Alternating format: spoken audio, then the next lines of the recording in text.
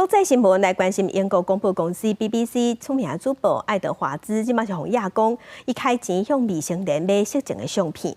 另外，伫美国嘅体操国家队争队医纳瑟是因为犯下性侵害，即马互关伫家家。啊，毋过伊伫家家是甲人去冤家，互拄着伤。即马原因知影，是因为伊咧看比赛时骂垃圾话。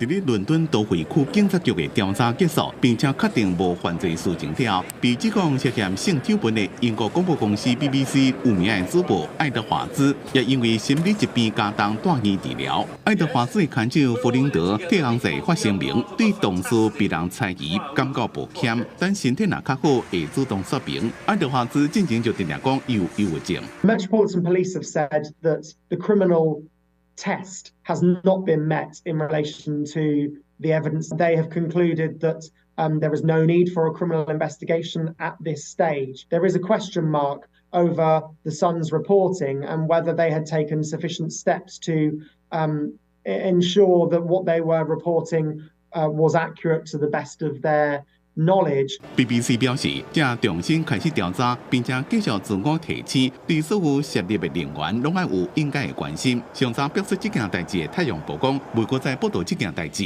因一开始是报道 BBC 有名的主播开3.5万英镑向一位17岁少年人卖色情相片。另外，这位主播伫咧2021年违反防疫的规定，甲约会网站的人伫咧外口见面。另外，有一位消息人士甲美联社讲，涉嫌伫咧家家内面。 台上美国前体操国家队队医纳瑟的嫌犯讲，是因为纳瑟哪看电视，哪讲一寡色情的话，伊挡袂牢才会动手。